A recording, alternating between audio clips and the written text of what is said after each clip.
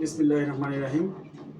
তো আমরা এখানে আসছি আমাদের সম্মানিত হুজুর, দীর্ঘদিনের পরিচিত, যার বাড়িতে বিশাল বড় দরবার শরীফ। সেই দরবার শরীফে আমি নিজে উপস্থিত থেকে দেখে এসেছি এবং সেই দরবার শরীফের বিশাল জায়গা রয়েছে যেটা ওয়াকফ করা। সেই জায়গায়ও গিয়ে আমি আসছি। তো হুজুর আলহামদুলিল্লাহ বাংলাদেশের একজন প্রখ্যাত আলেমে দ্বীন। হুজুর এই ইজাব ফাউন্ডেশনের সম্মানিত উপদেষ্টা। এখানে ইজাব জাকাত ব্যাংক হবে, সেই জাকাত ব্যাংকের তিনি চেয়ারম্যানের দায়িত্বে আছেন। তিনি বাংলাদেশের প্রখ্যাত আলেমে দ্বীন, ভারতের ফুরফুরা শরীফের গদিনশীন পীর খলিফা, ভারতের গদিনশীন। আমি বললাম বাংলাদেশে ওই টাঙ্গাইল মির্জাপুর যে আছে এটা দরবারের গদিনশীন, আর ভারত ফুরফুরা শরীফের। আচ্ছা, এটা আমরা কাট করবো, সমস্যা নাই। ভারতের ফুরফুরা শরীফের খলিফা এবং টাঙ্গাইল যে ঘুঘি দরবার শরীফ, সেই দরবার শরীফের তিনি দায়িত্বে আছেন। উনি একজন আন্তর্জাতিক খ্যাতি সম্পন্ন কারি। হুজুরকে আমরা গ্লোবাল লেবার হিউম্যান ডোমিনেশন ফাউন্ডেশনের সম্মানিত উপদেষ্টা হিসেবে মনোনীত করেছি। হুজুর আমাদের এই দাওয়াত কবুল করেছেন। আজকে এখানে হুজুরের কাছে আসছি।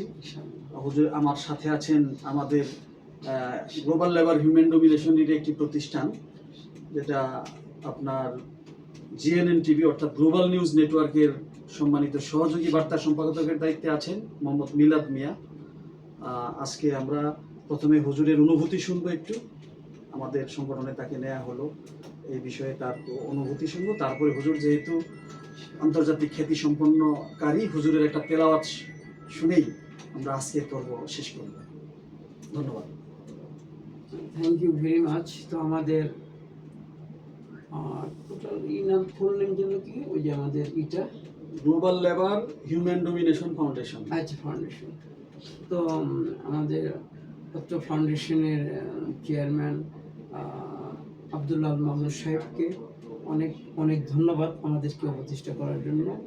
আমাদের পাশে আছেন মোহাম্মদ মিলাদ সাহেব, মিস্টার মিলাদ সাহেব। তো ইনশাল্লাহ সৃষ্টি সেবায় স্রষ্টার সেবা, সেই লক্ষ্যে আমরা আসলে সময় দিয়ে যাচ্ছি। আমরা সুখে দুঃখে দুস্থদের পাশে থাকব। আর বিশেষ করে ইজাব ফাউন্ডেশনের কার্যক্রম অচিরেই খুবই স্পিডে, খুবই ব্যাপকতা পেয়েছে।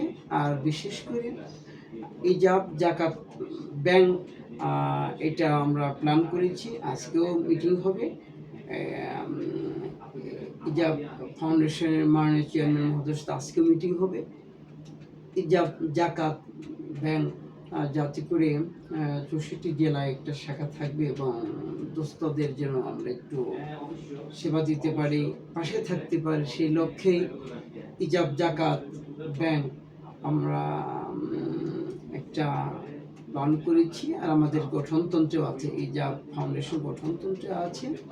ইজাব জাকাত ব্যাংক এটা প্রতিষ্ঠিত করার লক্ষ্য হচ্ছে দুস্থদের সেবা। তো ইনশাল্লাহ আমরা পাকেতে লোয়াত রাসূল সাল্লাল্লাহু আলাইহি ওয়াসাল্লাম বলেন, কোনো আমার উম্মত যদি রব্বে কারিমের সঙ্গে কথা বলতে চায়, সে উম্মত যেন কোরআন তেলাওয়াত, যে উম্মত কোরআন তেলাওয়াত করতেছে সেই জন্য রব্বে আলাহির সঙ্গে কথা বলতেছে। তো ইনশাল্লাহ কোরআন কারিমের ফজিলত নিয়ে রাসূল সাল্লাল্লাহু আলাইহি ওয়াসাল্লাম আলোচনা করেছেন। মান কোরআন হারফান ফালাশু হাসানাত। কোরআন কারীম থেকে একটি অক্ষর উচ্চারণ করবে, শুনবে, উভয় কে আল্লাহ রাব্বুল আলামিন 10টি নেকি দান করবেন। আউযু বিল্লাহি মিনাশ শাইতানির রাজীম। বিসমিল্লাহির রহমানির রহিম। ইয়া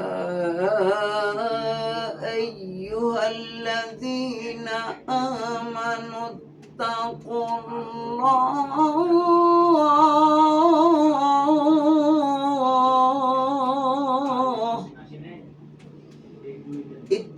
ইত্তাকুল্লাহ হাক্কা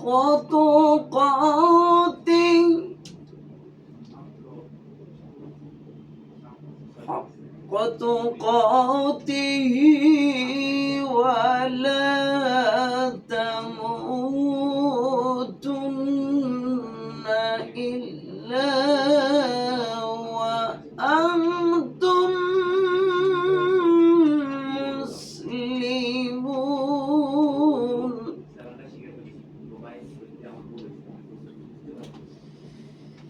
يا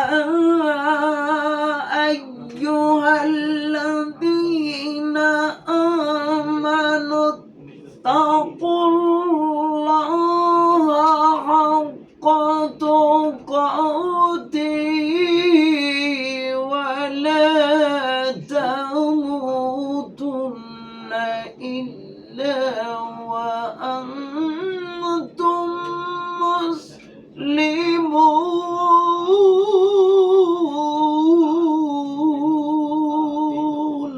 মারহাবা।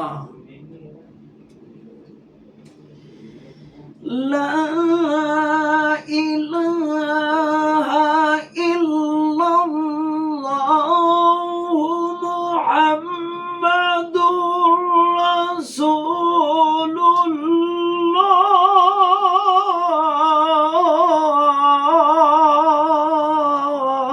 মারহাবা। لا إله إلا الله محمد رسول الله